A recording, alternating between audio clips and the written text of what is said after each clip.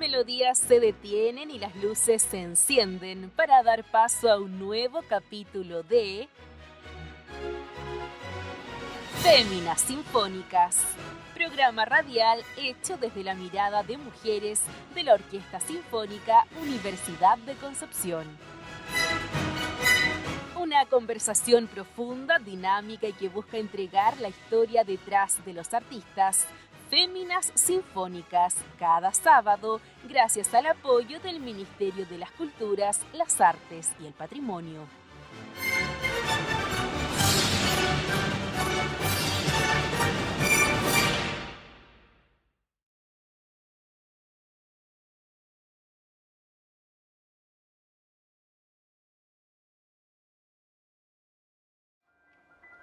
Hoy conversaremos con dos protagonistas del concierto sinfónico número 3, el director Helmut Reichel, quien se encuentra organizando el curso internacional de dirección en Dresden entre una importante agenda de conciertos.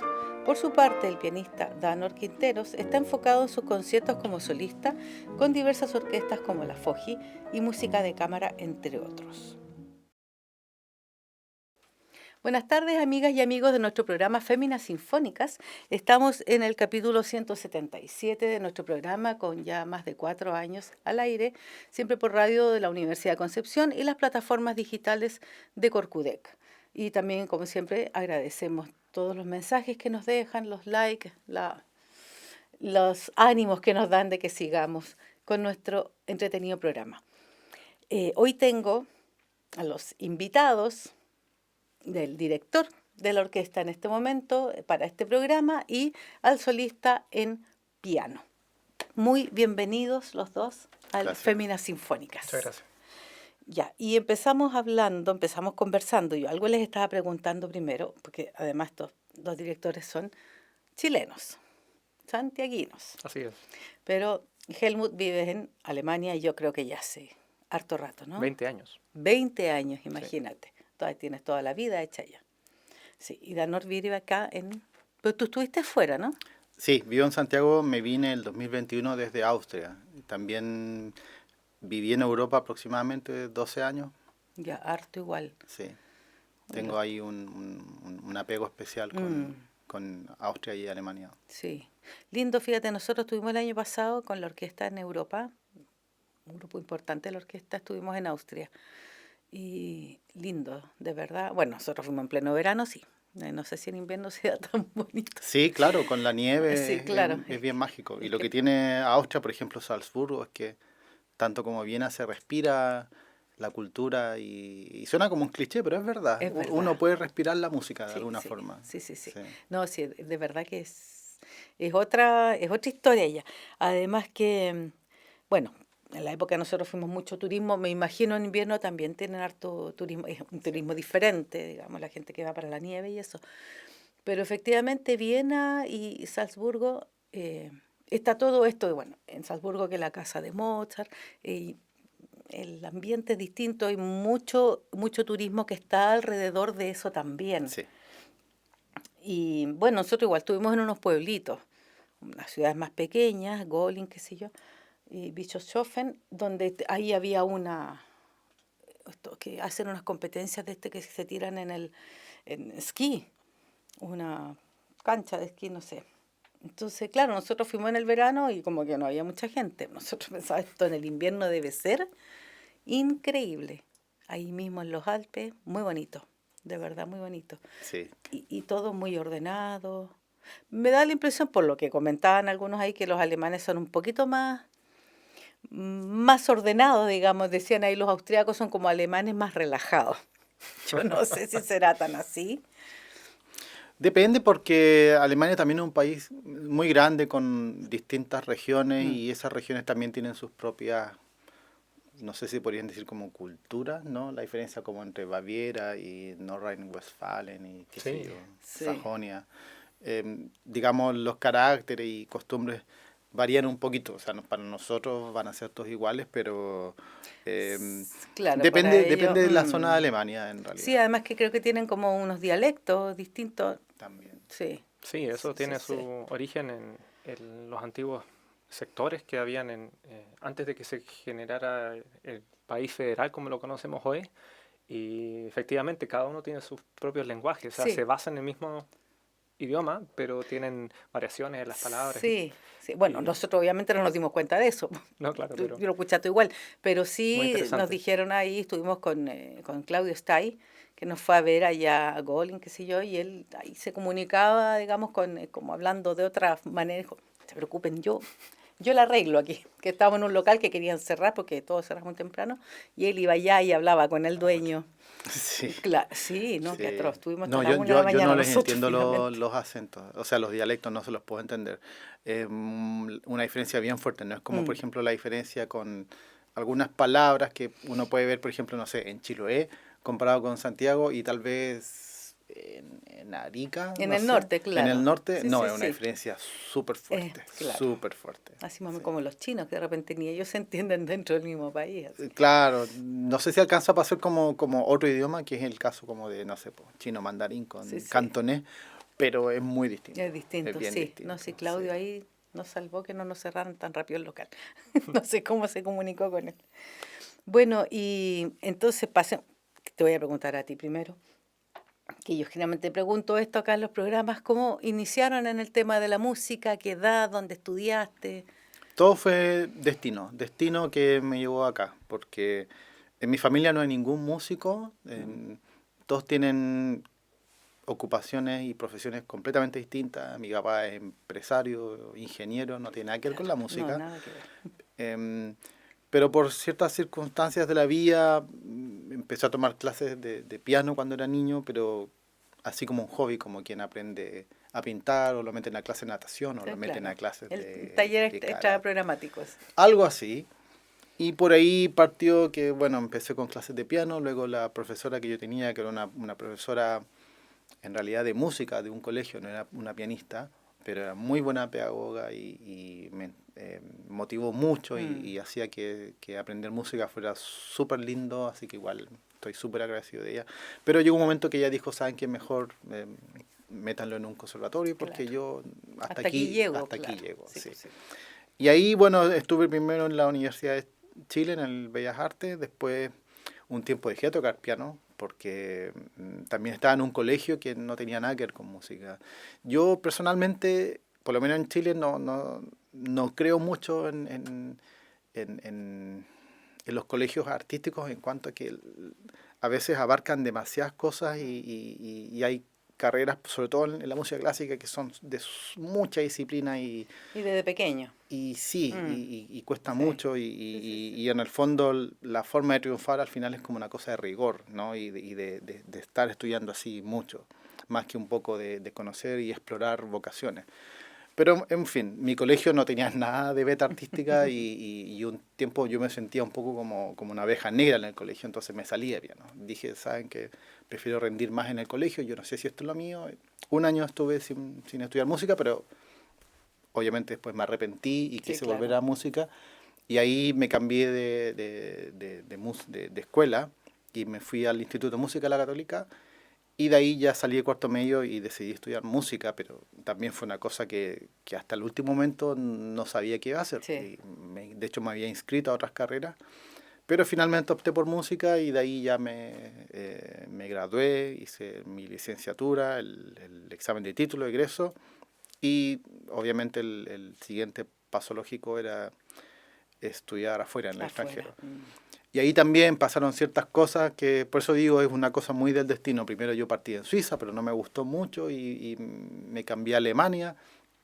Y ahí sí realmente encontré como los profesores que necesitaba en el momento y de ahí me fue súper bien y después, bueno, hice una especialización en Austria, que era más que nada como para conservar la visa y quedarme más tiempo en Europa. Claro, sí, Y sí, pues. aparte para hacer concursos y conciertos, porque Sí. ya tenía todos los cartones, digamos, pero quería estar más tiempo ahí para tocar y participar en concursos y hacer un poco O sea, como vida solista. ocupar lo que estudiaste, o sea, También, claro, sí. claro que sí. ¿Y el idioma cómo lo hiciste? Porque igual los alemanes son medio complicados con el tema del idioma, ¿no? Aprendí bastante rápido.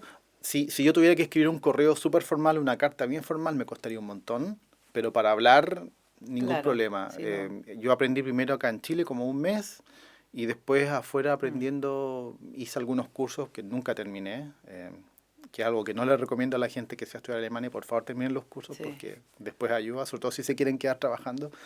Pero yo no los terminé y aprendí un poco en los bares, conversando con amigos, en las fiestas, en vía social y en las clases. Esa es la mejor escuela. Es la mejor escuela, por Sí, supuesto, sí. de todas maneras. Sí. Igual nosotros notamos que, por lo menos en Austria, la gente habla harto inglés, pero más bien la gente joven. Y las personas más de edad, así como que tú le tratas de hablar en inglés y te quedas mirando así. "Uy, Sí, no". sí, pero en Alemania hablan alemán. Y tratan de que se hable en alemán y si Sí. no, bueno, un poco como en Sí, regañadientas pasan sí, al sí, sí, inglés. sí. Es como la canadiense, digamos, que habla francés y es hiper cerrado. Y si tú no llegas a hablar francés allá, es como, ¿qué hace esta gente aquí? Sí, Hasta bueno, violentos, sí, hasta incluso violentos pueden sí. llegar a ser. El Sí. problema en Austria es que es mucho más turístico y entonces cuando sienten que alguien no habla mucho alemán, te cambian al tiro al inglés. Sí, En o sea, Alemania nosotros no no. hablamos nada, así que Sí, no, en no Alemania tuvimos problema con el es inglés. más fácil aprender Claro, porque estás obligado a ocuparlo. sí. Pero de repente queríamos comprar algo en un local chiquitito ahí en Goling y un caballero de edad. No nos entendimos nunca, pero el caballero nos miraba así. Ellos prefieren hablar alemán. Sí, Sí. claro. Es Y otra sí, generación también. sí, ¿no? La gente más joven sí ya se manejaba más con el inglés, pero es un tema ese, ¿ah? Irse a vivir a un idioma igual complejo. Nosotros tenemos un compañero acá que se llama Patricio Damke. Damke es su apellido. Y él estaba allá y decía, oye, aquí me llaman a cada rato porque escucha Danke, Danke, Danke. Y dice, aquí todo el mundo me llama, todo el mundo me conoce. Está bueno eso. Sí, el pato. Y tú, Helmut, tú Bueno, fue también similar al caso de Tanor, en dos puntos también que estaba pensando. El primero, el apoyo de los pedagogos que a uno le ayudan un poco en este camino con los cuales uno se encuentra. Eso para mí también fue fundamental y también destino, que es lo mismo que comenta Dano, o sea, fue muy similar. También mis padres no eran músicos, pero siempre me apoyaban a mí y tengo dos hermanas y a una de ellas que también es músico nos apoyaron mucho en desarrollar la música clásica, probablemente porque ellos mismos tenían mucha afición a esta música, ¿no? Se sentían muy cercanos y yo me crié en un hogar donde se escuchaba música clásica todo el tiempo y los Beatles y los y los Beatles. Beatles. Lo que también juega un rol muy importante porque creo que de los grupos de música populares en los 60 fue uno de los más importantes y también eh, tiene mucha conexión con la música clásica de cierta Sí, forma. Entonces fue una combinación muy especial.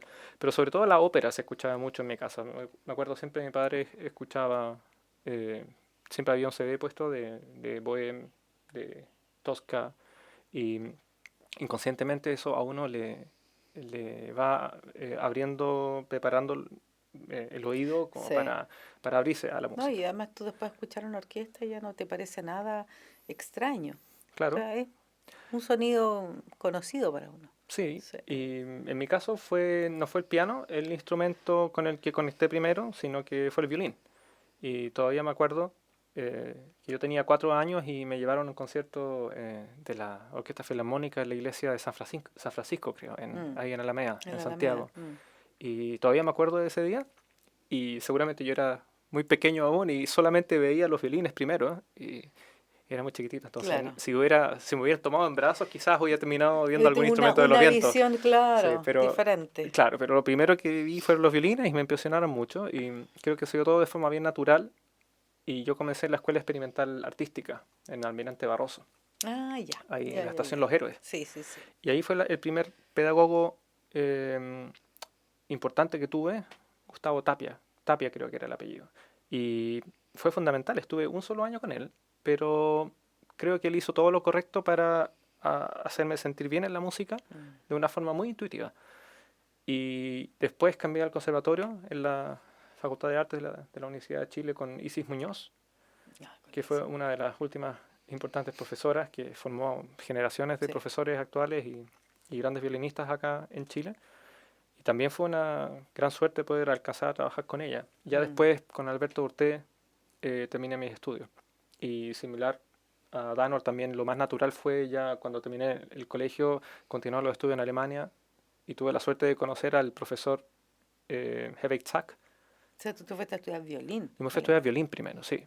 Y lo alcancé a conocer a mi futuro profesor en la Católica, en el Instituto de Música de la Católica. Hizo un masterclass y producto de eso salió la oportunidad de ir a dar examen de admisión con él en Würzburg, en Alemania. Y bueno, después el camino que seguí fue bastante tradicional en un comienzo porque continué los estudios, hice un posgrado y después, como todos los otros colegas, empezamos a buscar trabajo. Y el paso más natural fue hacer audiciones. Y todo el mundo de las audiciones en Europa es muy, muy duro, Mm. pero es una gran escuela. O sea, todavía me acuerdo de haber hecho muchas audiciones y primero participé en Stuttgart, en la Stuttgarter Filarmónica, un año, en los primeros violines, y después me gané un puesto en Gelsenkirchen, donde hay una ópera, una casa de ópera muy importante, y la orquesta se llama Neue Philharmonie Westfalen. Y yo pensé que mi historia terminaba ahí, porque era un Claro, puesto fijo, exacto. y Aquí jubilo, dijiste tú. literalmente. Claro, de más. Y por destino se dieron las cosas que, por razones personales, me cambié de ciudad a Bamberg, que es donde sigo viviendo hoy. Y en el marco de este cambio se dio la oportunidad casi muy casual de poder iniciar mis estudios en Stuttgart, de estudios de dirección. De dirección. Sí, y tenía 25 años para un inicio de estudio relativamente tarde, Sí. pero en este caso hice una excepción porque ya tenía la formación profesional de otro instrumento. O Entonces, sea, claro, no vienes de tu casa a estudiar dirección a los 25. claro, o sea, No. en base a ese contexto se dieron las cosas. Bueno, y gracias a ese cambio, que por suerte que se dio a cabo, Mm. se produjo también el cambio laboral de la violín a la dirección. Sí, bueno, generalmente los violines o tocan piano, o sea, los directores tocan piano o tocan violín, o alguna cuerda en realidad. Si no, no son, los vientos no son como bien amigos, parece dedicarse a la dirección lo que a nosotros nos hace sufrir bastante. Percusión, tal vez. Sí, mucha percusión. Pero yo creo que todos los directores tratan de igualar cualquier falencia que ellos tengan de entendimiento de cualquier instrumento.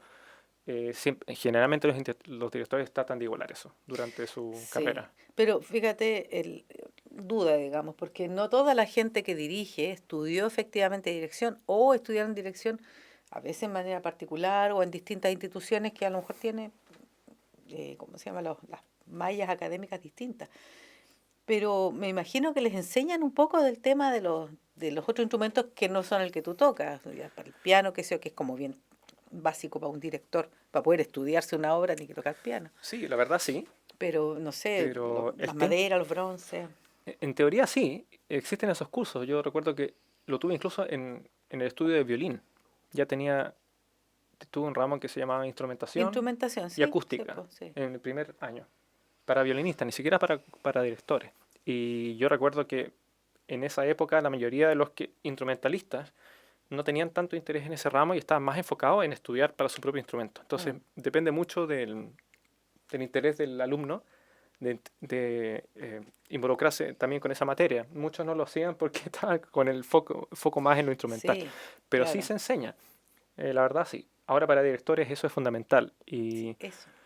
y en el estudio formal generalmente existe en la malla, o sea, en Stuttgart, por ejemplo, teníamos composición, canto, piano, por supuesto, Klavierauszug, que es cuando uno toca el piano y canta al mismo tiempo Ya, ópera, ya. reducción de partitura al piano, tuvimos que hacer todo eso. Yo como no era pianista, lo pasé muy mal, Sí, claro. muy, muy Pues sí, mal. para los pianistas es como más. Sí, eso es una facilidad, Es una obviamente. facilidad, sí. Pero al final, como decía, los pianistas o los no pianistas, todos igualan lo que tratan de compensar lo que Sí. les falta. Sí. ¿Y a ti la dirección no te ha tincado nunca hasta ahora? Me la han propuesto, pero hay tantos directores tan buenos en Chile que es tirarme a los leones, no sé.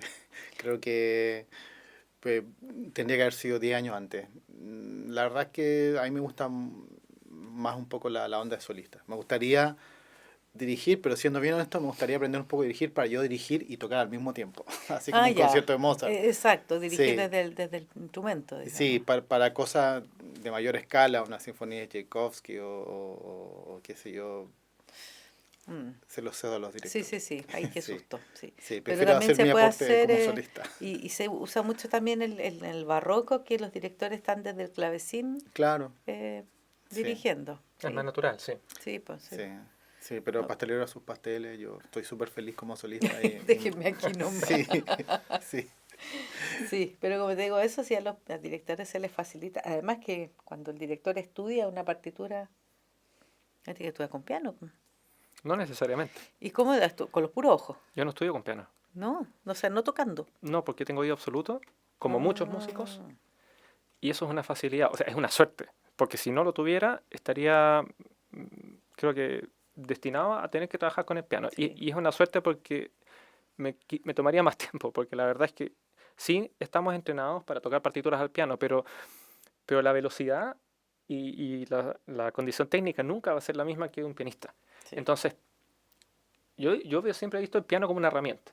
Y hasta el día de hoy lo ocupo, pero lo ocupo en momentos muy puntuales. Por ejemplo, cuando hay segmentos de la partitura con situaciones armónicas muy Muy complejas, complejas, muy claro. complejas, Ahí va.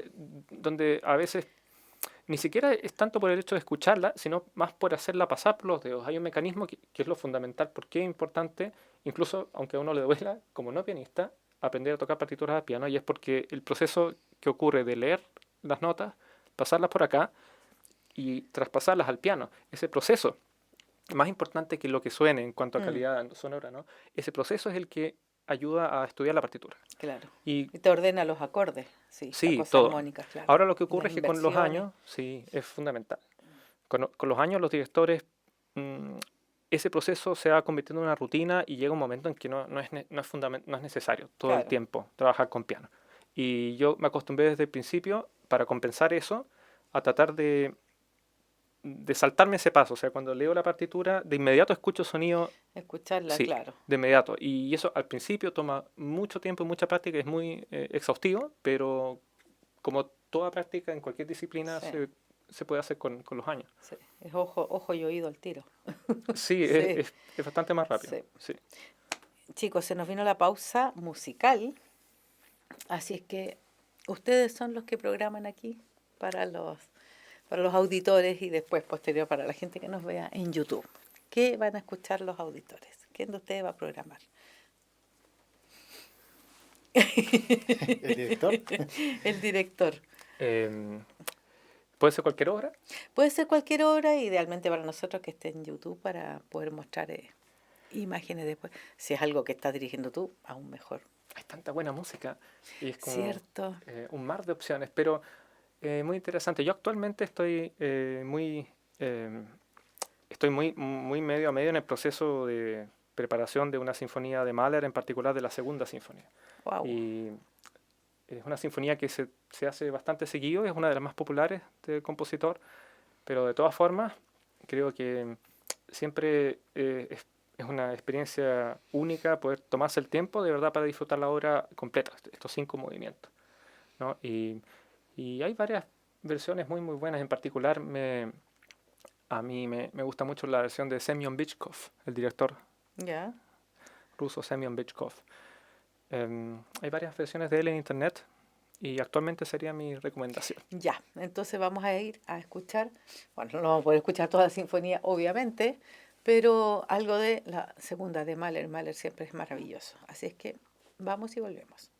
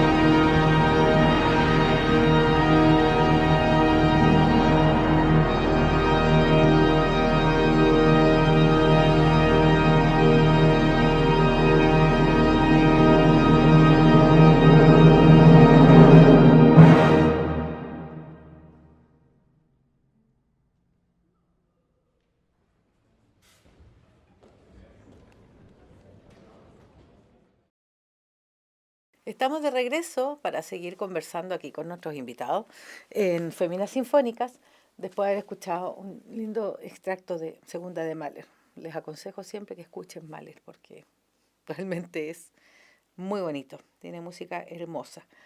Y estábamos entonces en los temas de dirección, y yo le preguntaba aquí a nuestro pianista también, que no quiere dedicarse por ahora a la dirección, lo que le parece muy bien para los otros directores también, porque la verdad es que, claro, antes había muy poco director, pero ahora como que han tomado, la gente ha tenido más posibilidades además de irse a estudiar afuera, cosa que antes, en mis tiempos por lo menos era bastante más difícil. Pero ahora hay harta gente que quiere salir y bien que vayan y que vuelvan también, porque nosotros que estamos aquí a medio cuadra de caernos el mapa, es difícil que las cosas lleguen para acá. Así que bien y bien porque hayas vuelto aquí a tocar. Has estado tocando solista con la Foji. Voy a tocar Vas a tocar. el 5 y 6 de julio. Tenemos ¿Ya? un concierto programado. ¿Y qué vas a tocar ahí? El primer concierto para piano de Bartók. Bartók. Sí. Wow. Ya yo escucho Bartók y ya me da susto.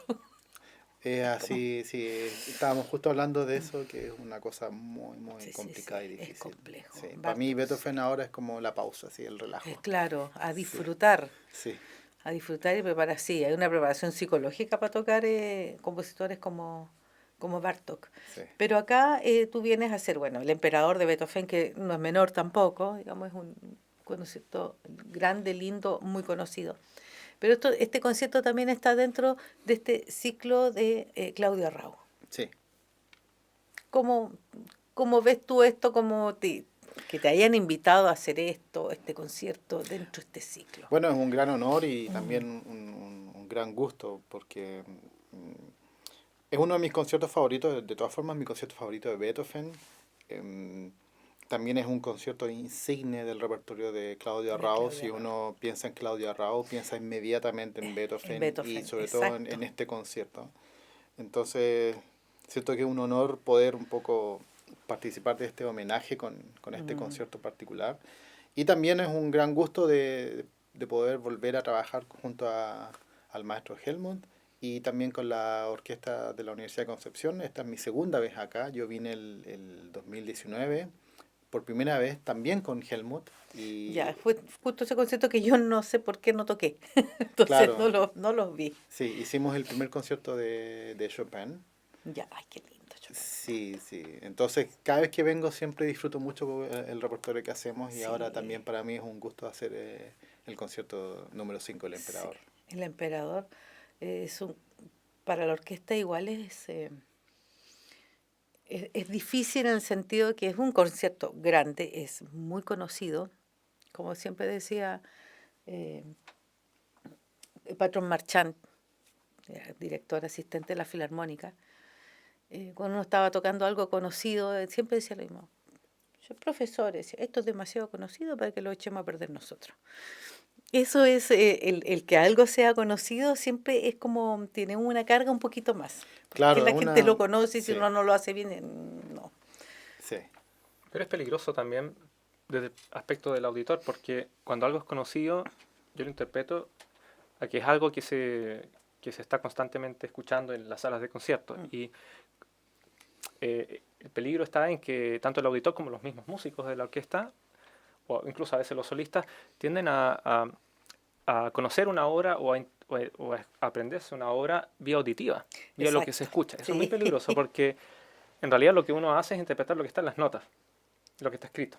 Y muchas veces se generan, y es como una bola de nieve, se generan a veces grabación tras grabación, década tras década, se generan detalles nuevos, por ejemplo, de algunos intérpretes que agregan algo, algún director que destaca algún aspecto específico, y cuando se estudia algo muy conocido en base a grabaciones, por ejemplo, se tiende eh, a copiar un poco sí, por inconscientemente supuesto, por supuesto. detalles que en realidad cada vez poco a poco pueden ir alejándose de la interpretación de lo que está en las notas, Mm, básicamente, ¿no? sí, Entonces, ese peligro, por ejemplo, la quinta de Beethoven o en este mismo concierto, es el peligro que nosotros en los ensayos tratamos de evitar haciendo un trabajo, digamos, lo más cercano a un trabajo limpio, en base a lo que está escrito. O sea, Claro. no se trata de desechar lo que llamamos tradición, pero se trata de estar consciente de qué tan lejano o cercano puede estar esta tradición a lo que creemos que el compositor de verdad nos quiere transmitir. Creo que ese es el Sí, punto es importante. que ese es el asunto, sí, es verdad. Porque además, nosotros siempre lo hemos dicho acá para los auditores, el concierto X, la sinfonía, lo que sea, que se toque en la orquesta la va a tocar, es la versión del director. O sea, la orquesta es como el instrumento del director y lo que se toca es la versión de él. Y a veces, claro, hay versiones que uno dice, ¿y por qué está tocando así? Y puede pasar eso que dices tú también, o sea, de ir buscando a lo mejor algo nuevo. Nosotros tocamos acá, cuando nuestro titular, el último titular que tuvimos, eh, él tocaba Beethoven, hicimos alguna sinfonía de Beethoven muy rápido, pero una velocidad, mira, la quinta de Beethoven yo creo que duró 15 minutos. Seguramente estaba tratando de hacer el tempo que pedía Beethoven, ¿no? Es El que original. yo le dije a él, le dije, Sí. oye, pero ¿por qué? ¿Por qué tan rápido? Así me dijo, según los últimos pergaminos más o menos encontrados, no sé a dónde, en Europa, estos son los tempos. Lo que ocurrió con la sinfonía de Beethoven es que a través de las décadas se fue romantizando mucho por un tema de moda musical, digamos, de los años 30, 40, 50. Toda la agógica musical fue ganando mucha importancia en lo que es la expresividad, el tomarse el tiempo para frasear. Claro, Y que de eso, repente es demasiado. claro, yo creo que a través de las décadas, ya llegando a Karajan, por ejemplo, que era como la cúspide de... Ya comenzamos con Furtwängler y ya en Karajan se tomaba mucho Ya tiempo una para cosa, cantar, sí. lo que en sí es interesante, ¿no? Pero creo que todos nosotros crecimos en la generación escuchando Beethoven, lo relacionábamos aquí en Chile, por lo menos con Karajan. Con Karajan, sí. Y es muy interesante, pero hay que saber que eso está bastante ya más lejano de la práctica histórica que le Sí. llamamos del siglo XIX. Y yo creo que tratar de recuperar los tempos originales, a nosotros para nosotros es un shock muy grande, Sí, ¿no? sí, es de Porque, verdad. o sea, si pensamos la Sinfonía 8, ese es el tempo Claro. original que pide Beethoven. Es muy Y rápido, nadie lo hace así, ¿no? tú lo dirigen en tres. Nos cuesta, Ti, ta, ta, te, porque ta, aquí ti, tenemos en las venas ta, ta, los ta. tempos románticos de Sí, Karajan. no te digo, si nosotros Sí, hicimos quinto Beethoven con Mika Eichenholz. Oye, pero era una locura. Nosotros, ¿y esto qué es? Y era como que se te venían todas las notas encima. es otra música. Sí. Claro. Y yo dije, ¿pero qué pasa? Me dijo, así. Estos son los tempos. Sí, actualmente creo que conscientemente ya desde hace 1 o 2 décadas está la tendencia de, como inconscientemente creo que se dio de alguna forma a fines del año 2000, en esta década, como por finalizado inoficialmente la época del romanticismo, de romantizar, digamos, Claro. toda la lógica musical de los tempos de las obras de clasicismo. Yo creo que ya desde el año 2000, ya un poco antes ya, empezó la tendencia de tratemos de acercarnos un poco a lo que nos alejamos, que es lo que Sí. creemos que se pedía en ese tiempo que quería el compositor. Yo creo que esa es la búsqueda que actualmente en Europa definitivamente Están. sí, Están, ya es algo sí. estándar, o sea, ya Sí. se alejó completamente de la interpretación. O sea, si queremos volver a eso hay que escuchar a Otto Klemperer, hay que escuchar a Furtwängler, hay que escuchar Claro. a Karajan, que Los fueron... antiguos, sí. Sí, yo creo que Sí. ellos fueron el punto cúspide de esa tendencia. ¿Y qué pasa cuando de repente, ponte tú, él como pianista trae una versión así de las antiguas y se encuentra con este director que está como, ya dice, no, estos no son los tempos, qué sé yo, ¿qué pasa ahí? Hay, hay una Porque historia yo muy famosa con claro, se Glenn juntan Gould, antes, ¿cierto? claro. Con Glenn Gould y Leonard Bernstein. Sí. ¿Te la puedes contar tú? Yo creo que tú te lo sabes mejor, pero básicamente Glenn Gould hizo una versión del primer concierto para piano de Brahms con unos tempos que eran completamente alejados de lo que tradicionalmente se hacía y completamente fuera como de lo que anotó el compositor en la partitura. Sí, y fue tanta la discrepancia que había entre director y pianista en cuanto a la concepción de lo que iba a ser el tempo y la onda general del concierto, que antes de la ejecución, Bernstein hace un aviso al público. Durante el concierto se para a hablar al público, a decirle, básicamente, yo no me sé el discurso en detalle, a lo mejor Helmut lo sabe mejor, pero básicamente diciendo, yo y el pianista no nos pusimos de acuerdo nunca, pero igual creo que el señor Glenn Gould es un genio y su versión, a pesar de que contradice todo lo que yo pienso, Merece ser escuchada. merece ser escuchada. Sí. Claro. exacto. O sea, ponete de sobreaviso, digamos, al público. Claro, lo que van a Esta escuchar no es lo que piensan claro, que van a escuchar. exacto. Yo no lo habría hecho así, pero como él es el solista, Claro. Ahora, sí. idealmente, Y lo respetaba, sí, en realidad lo O sea, respetaba como claro, solista absolutamente, pero no le tenía no, pues, razón. sí, Sí. qué claro, complejo eso. ese es un Igual. caso extremo de todas formas, pero idealmente, aunque hayan diferencias de tempo, siempre hay un punto en común em, que es posible, y a través de ese punto en común creo que se genera un poco la interpretación puntual de ese Mm, concierto, como en este caso con nosotros también. Y bueno, independiente de eso, también Danor y yo, los dos tenemos formación similar, ambos en Europa, y sí, la discrepancia creo que se reduce a aspectos de gusto personal musical, no es algo claro. grave, o sea, Pero no es, claro. ni fundamental. Sí. Sí, además que los dos estudian en el mismo lugar, están con las mismas tendencias. Sí, pero yo fíjate, me he fijado en eso, que hay directores, yo no sé si le tendrán más o menos respeto de pronto al mismo solista, pero hay directores que siguen muy bien al solista y así lo que hacer lento, rápido o parar aquí, no sé, y hay otros que no.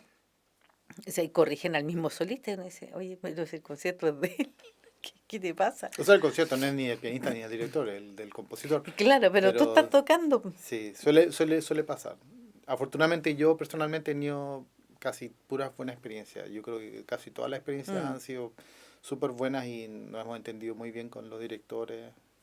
Así que no, yo creo que este concierto también no va a ser ningún problema. ninguna cosa, claro. Lo veremos hoy día, nos vamos a juntar a conversar un poco de los tempos y qué Sí, sé yo, pero yo creo que va a andar bien. Claro, pero esa conversación también es algo es algo que se realiza siempre, es algo más bien sí. breve, como Sí, para concientizar un poco cómo va a ser el trabajo, pero Mm, yo conozco a Danor desde hace tiempo, trabajamos juntos ya y lo conozco como pianista, entonces em, no es una situación diferente a cuando uno trabaja con un solista que uno no conoce sí, y que musicalmente tampoco sabe cómo piensa. Ahí es más importante quizás de antemano esa conversación previa para sí. ver dónde están los puntos en Sí, común. claro, hay Sí, un mini ensayo ahí, por último toca un poquito, que sí. claro. Distinto es cuando toca con cantante, acompañar cantante y ahí Sí, es distinto. pero siempre hay un margen.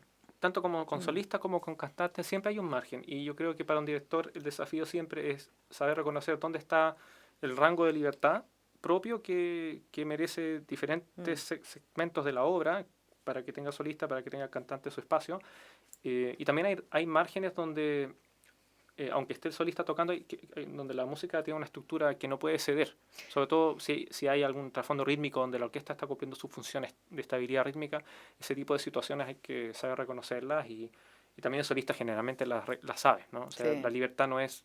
mm, tiene su margen también. Por su margen, por Sí, supuesto. sí, Sí, claro. sí. Si no va a ser, no, no es una improvisación aquí. Al estilo de. La cosa está Como Twin escrita. Gold. Sí, la cosa está escrita.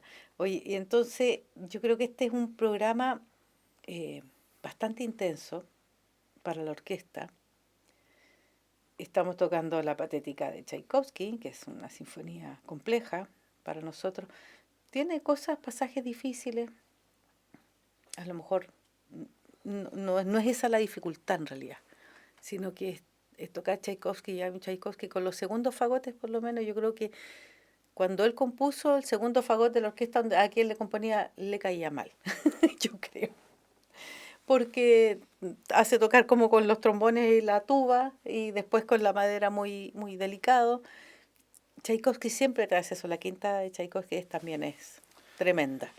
Y la patética, a lo mejor no tan así como la quinta, con tanta bulla, digamos, por decirlo, pero sí es delicada a morir, a morir, a morir.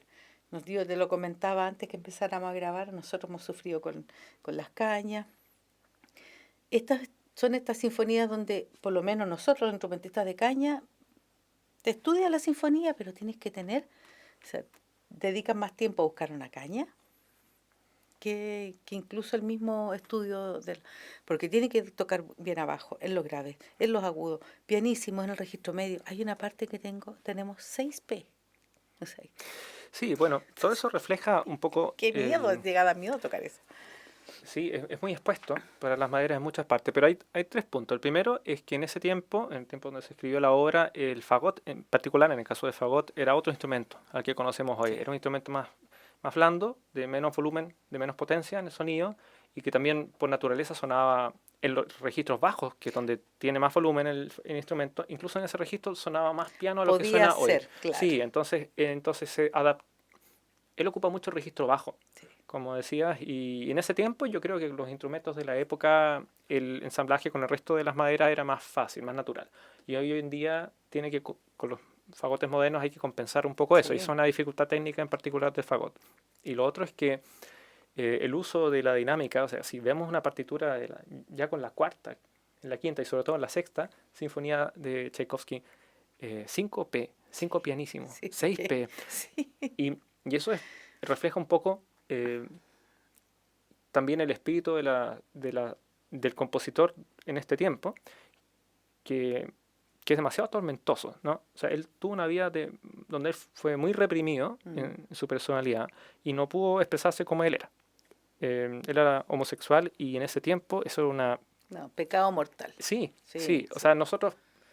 Bueno, hoy también estamos en una época donde nosotros constantemente en diferentes sociedades luchamos para que exista una igualdad y cada persona pueda ser como es. Como él. Pero aún así, en ese tiempo, las personas que de verdad se manifestaban en esa condición tenían pena de muerte. Sí, por supuesto. Entonces, Sí.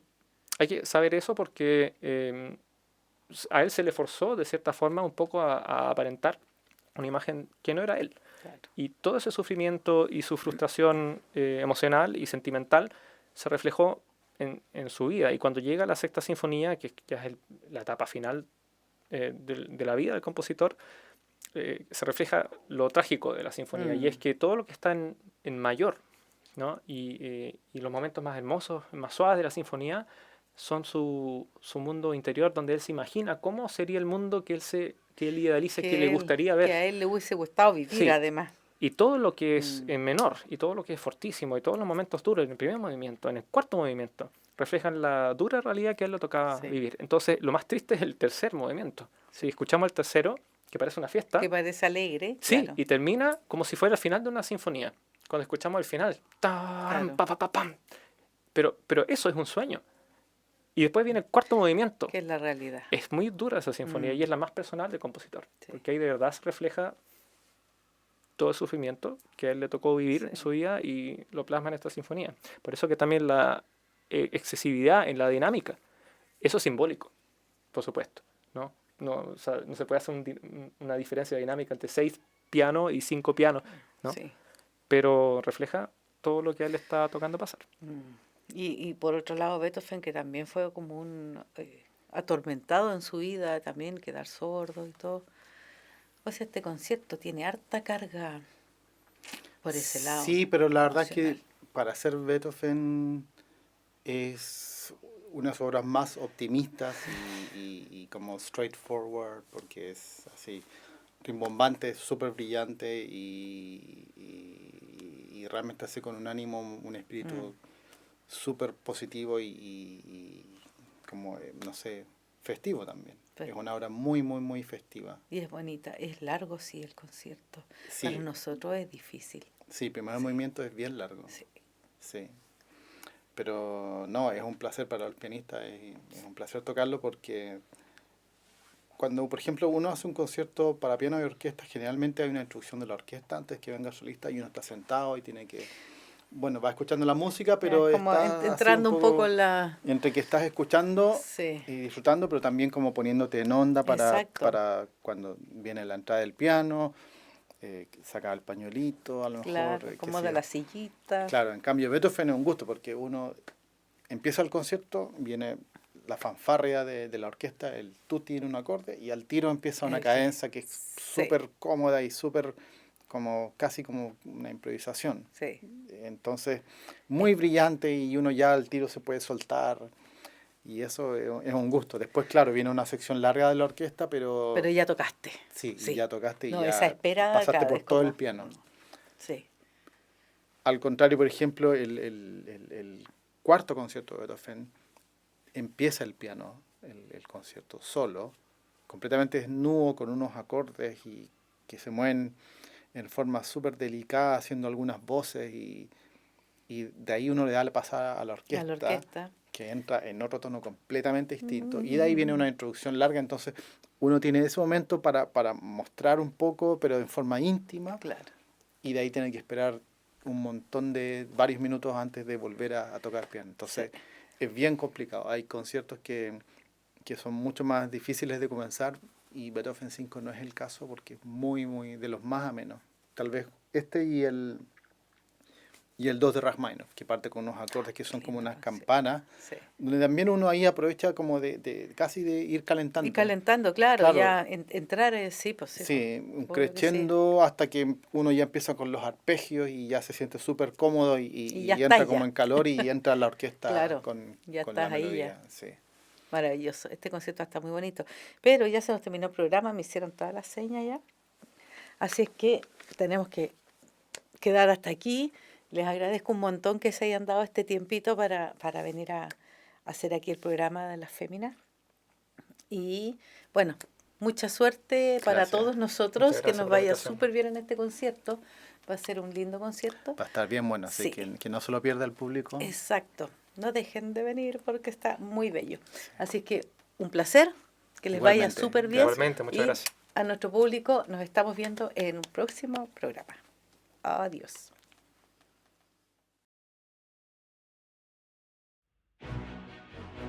El momento ha llegado, los micrófonos se encienden, la música y su historia se apoderan de ti y nosotras somos las protagonistas. Féminas Sinfónicas, programa conducido por las integrantes de la Orquesta Sinfónica Universidad de Concepción, un viaje por las culturas y las artes junto a grandes invitadas. Féminas Sinfónicas, acompañándote cada sábado en Radio Universidad de Concepción y las plataformas digitales de Corcudec.